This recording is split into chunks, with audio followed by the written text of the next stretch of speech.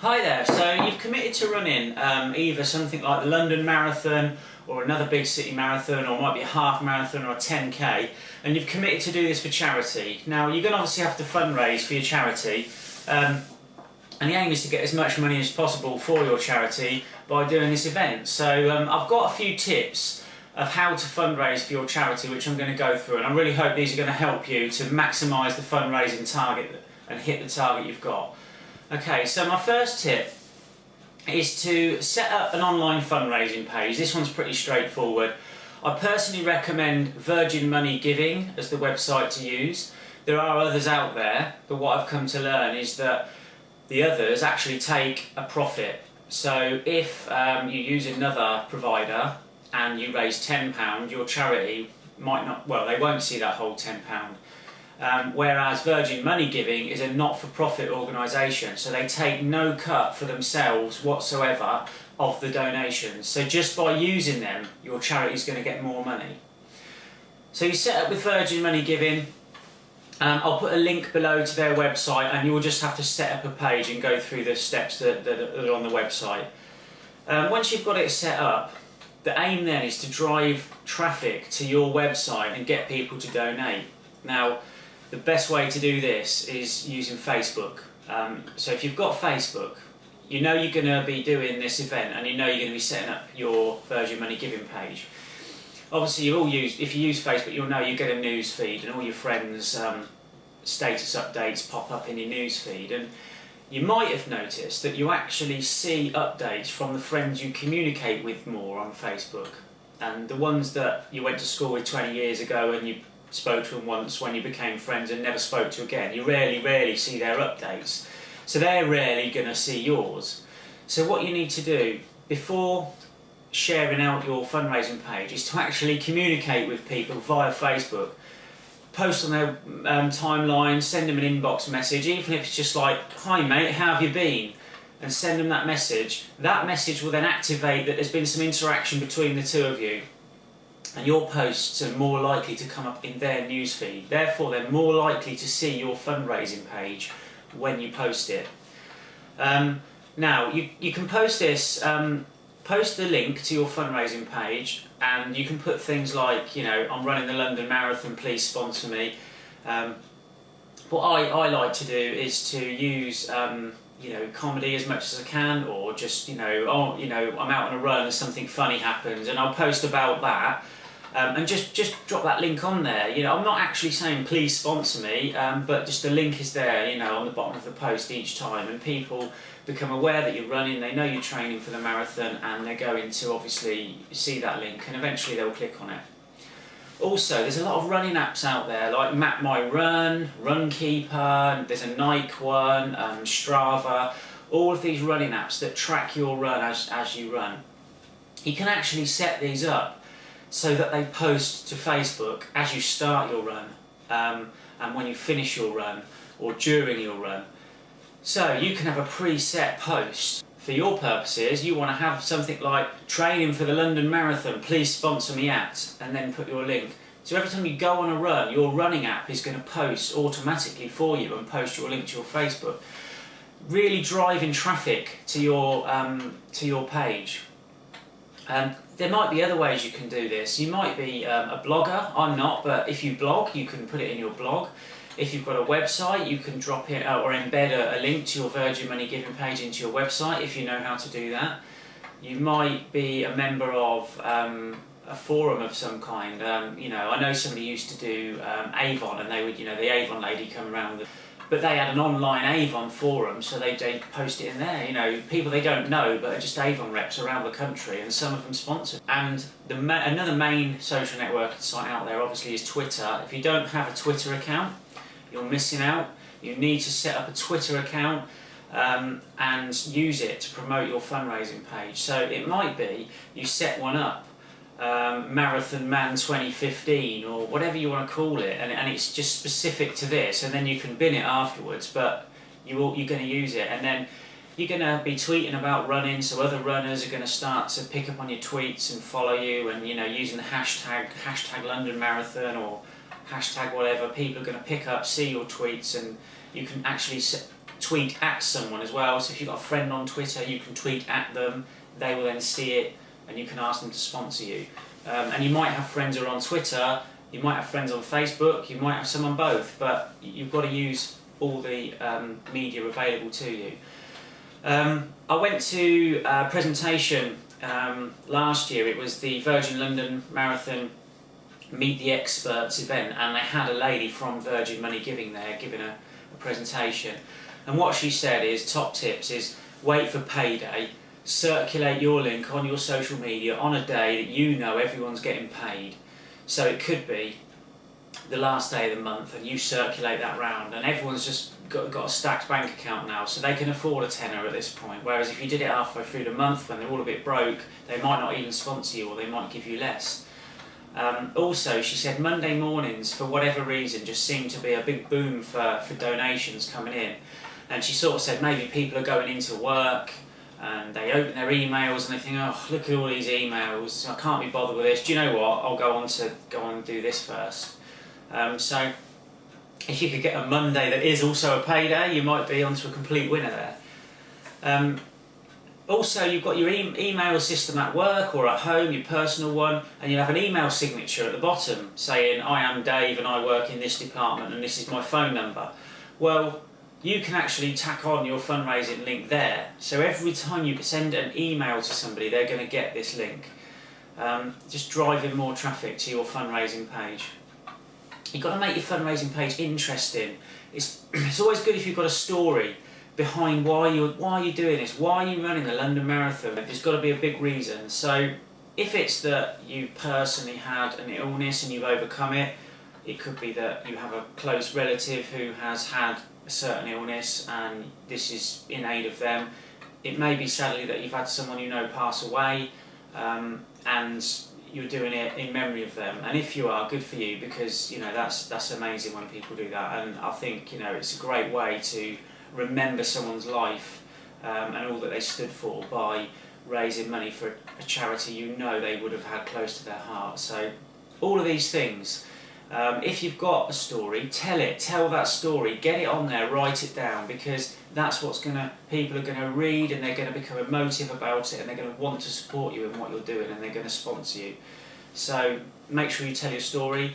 Make sure that you also put pictures on there of, if you're training, maybe just take a couple of snaps if you're doing a training run or something, and just post it on there. Keep regular updates, keep the page new and fresh, and people want to revisit it and see it again.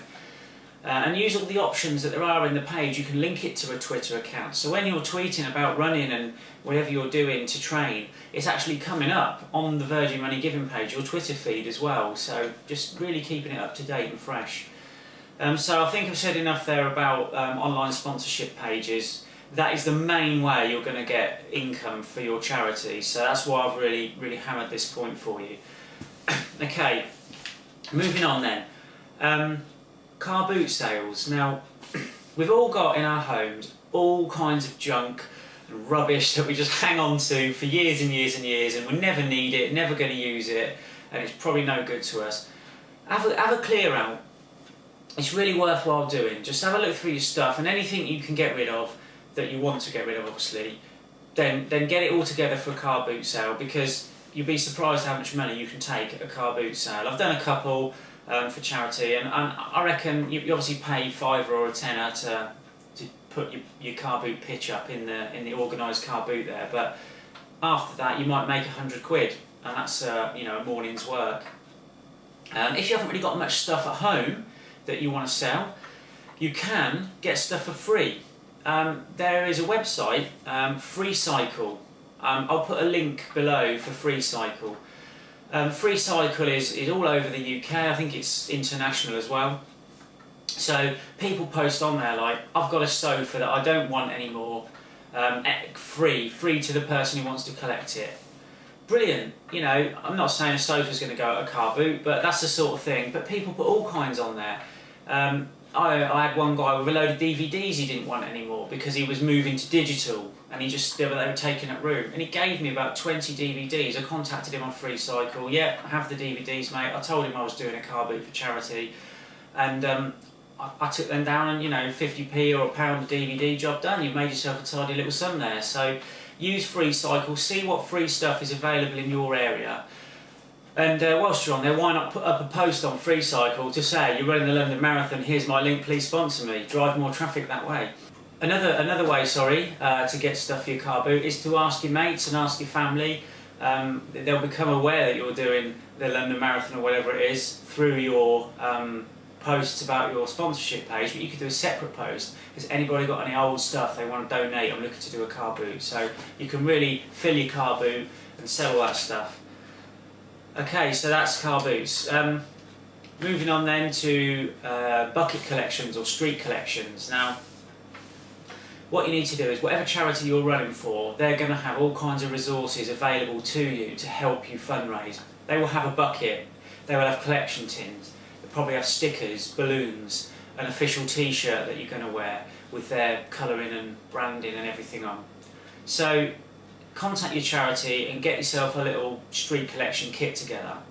Now, if you're going to go collecting on the streets, the best places are obviously going to be town centres where there's a lot of footfall, but you can't just turn up at a town centre unannounced with a bucket and start collecting. You have to have a licence. This is law. You have to have a licence to do a street collection.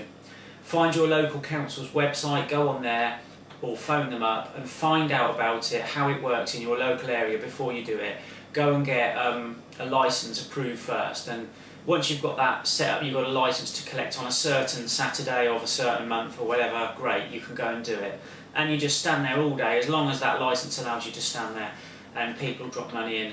And I reckon you make about £100 a day doing that. You obviously have to give up a day of your time to do it, but for £100 for your charity, it's worth it. You can also do similar bucket collections at places like supermarkets, garden centres, wherever, you know, and because you're on their premises, it's private land, it's not a street, you actually don't need one of these licences from the council. You obviously need the permission of the management within the store. And if you go there and speak to them in person and you know, explain what you're doing, quite often they're quite helpful, and they'll let you do it. There might be some paperwork and some red tape to cut. They might need it in writing for head office or something. So have that letter, have it ready, have it typed and everything. Take it with you. And when you discuss it with them and they say, "Oh, I need that in writing," boom, there you go, you've got it. So you can organise bucket collections. I've personally made, on average, £100 per time I've done it. When I did one on Christmas, I made about 250 in one day. So if you can pick busy times, school holidays, when there's going to be more footfall, you might make more. Okay, cake sales. This is a massive one. Everybody loves a cake. Even marathon runners love cake. We pretend that we're really healthy, but you know, we eat cake. We do. So cake sales at work is a really good one, because what you'll find is you ask your work colleagues for a donation, and only your kind of closest work colleagues probably sponsor you, just a cash donation. But if you do a cake sale, you're going to make loads. You just need to get enough people who are prepared to bake a cake or a batch of cupcakes or whatever, and donate that cake to you. Once you've got enough cakes, you know, you arrange it all to go ahead on one day, and everyone makes the cakes, and you go to work and you do a cake sale. You know, make sure you email around beforehand, let people know it's going on, let people know over the tannoy on the day if you've got a tannoy, and really push the cake sales. And then even you get to the point where you've got a stand set up and people have been coming to your stand and you've still got some cakes left, then the lunch time's over, people aren't coming to your stand. Get yourself a tray, go around the offices and really sell those last few cakes, and you know, you 50p a cake, £1 a cake, whatever you're doing, and you'll soon rack up some money. Also, another lad at my workplace was doing charity barbecues, so he was going down to Tesco's, getting himself some bread rolls, some, you know, cheapish burgers, cheapish hot dogs, cheapish cheese slices, and then he was selling them, doing a barbecue, and he was making a profit obviously on each burger, and then he would donate all of that profit he made would go to his charity. So that's just another twist on the cake sale, maybe a barbecue in the summer. You know, whatever's going on, just get on the back of it with the food, whatever the seasonal food is. Sweepstakes. This is a really good one. So just to put this into context, a lot of charities will ask for a £50 upfront donation when you sign up with them. And that's to make sure you're actually serious about doing this, because otherwise they'd give all their gold bond places out to people who haven't paid them anything. And then they go, no, do you know what, I don't want to do it now. And then it just messes them around. So they £50 to £100, they want a deposit from you. You sometimes need to raise that cash quite quickly, because they say we need that deposit within 2 weeks. So this is great stuff. Sweepstakes. This is how you can raise just fast cash quickly, but only small amounts really.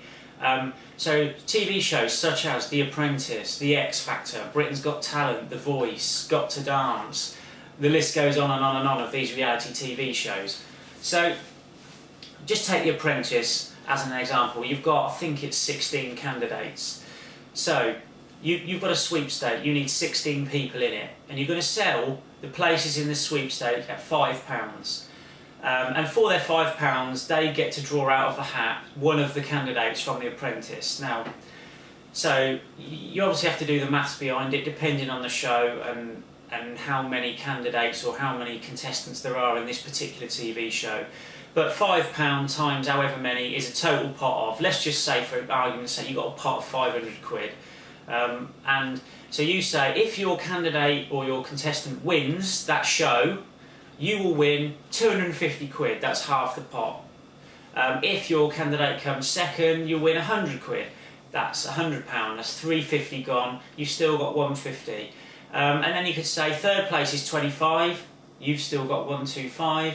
And you might even want to do a wooden spoon prize, so like if your candidate goes out in the first week of the show, you're going to get 25 quid, so that's another 25 gone, you're left with £100. Great, that's a quick £100, because those people are going to pay you that money up front for that sweepstake. You've got the money, you give it to your charity straight away, that's your deposit covered, and you've fundraised it, you haven't had to put your hand in your own pocket. So there's a good example of how to use reality TV shows. Okay, you've also got the option of getting a collection tin from your charity, the smaller tins that you see on till points. You might be lucky, you might work somewhere like a coffee shop or Greg's the Baker's or somewhere like that, where you've got a lot of footfall coming in and a lot of cash transactions and people loose change. And if you're allowed and you get permission obviously, and you can stick one of these tins on your till and just collect some loose change. You might want to go to your local businesses, hairdressers, whatever, and just ask if they'll put one of your tins on their till point, because a lot of them will be helpful if you ask. So there's that. Okay, next one. I'll just have a quick drink, sorry. I'm getting a bit dry. The next one is to attempt a Guinness World Record. That's right. So, how do you do this? Well, go on to the Guinness World Record website. I'll put a link down below for you. And you can search records on there. Type in fastest marathon, fastest half marathon, fastest 10k, and these records will come up. What I recommend is, if you're doing a marathon, pretty much any stupid costume you can think of has been done. And it will be listed there for you, and the time you've got to beat will be set. And to be honest, at marathon distance, a lot of them are quite fast. So you've got to be pretty confident at running fast to break one of the marathon world records. But even if you don't think you're going to break it, you can still have a crack at it. Tell people that you're doing it. I'm dressing up as a toilet, I'm dressing up as a pear, or whatever it is. And people think it's hilarious, and they'll really get behind you with it, and they'll sponsor you. And then on the day, you run around in your silly costume, and you might fail, but you've had a good crack, and that's really what people are sponsoring you for, is to have a go at it. So you can go for it. If you go down a distance to half marathon, the amount, say there's 50 categories at marathon that have been done, there might only be 20, I think, at the minute at half marathon. So pick a category from marathon distance, like, I don't know, a superhero. It may never have been done at half marathon distance. So you can do it, and you will get that world record, you will set that record, and therefore you've done it, and people are going to think that's wonderful and they'll sponsor you. So Guinness World Records is a brilliant way to just draw attention to what you're doing, and I've done it myself. I was the fastest half marathon runner dressed as an animal from September 2012 to about August 2013, when a guy in Austria beat me. But so I've lost my record now. But it was brilliant. It was good fun as well, to be honest. So do it, and the local media will really get behind you. Actually, the local media at the race will get behind you, and the where you live. You know, if they're different places, they'll get behind you, and they'll really promote what you're doing. So Guinness World Record is the way forward to help raise money if you're willing to do it. Also, I haven't got an exhaustive list here. You might have ideas that are better than mine or equally as good as mine or whatever. So if you've got an idea to raise money for charity, please leave a comment on this video below suggesting your idea, because people who are going to watch this video can read your comment and get your comments as well, and just get the ideas flowing, because we're all here to raise money for charity at the end of the day, and we want to share ideas and be successful at doing that. So please comment below with your ideas. Also, speak to your charity. Your charity are the experts at this. They do it day in, day out. You know, for you, this might be the first time you've run your big event, and you know, but they've been doing it year in, year out, and they know all the tricks and they've got all the ideas. So speak to them, and they'll give you some ideas. I mean, pub quizzes is one that I haven't mentioned, but my charity suggested that to me. I never did it. I don't have any experience of a pub quiz, but you know, pub quiz. Speak to charity. They'll know how to do a pub quiz, and I really hope that these tips are helping you to come up with some good ideas to raise money for your charity and hit that target that's been set for you with your gold bond place. And good luck with it. And if you found this video helpful, then I would appreciate a donation from you to my Virgin Money giving page, which I'll put a link to below. No donation is too small, even if it's £1, fantastic. That's going to help me hit my targets for my gold bond races. And I hope that, yeah, you've enjoyed this video and it's been helpful. So thanks very much and good luck.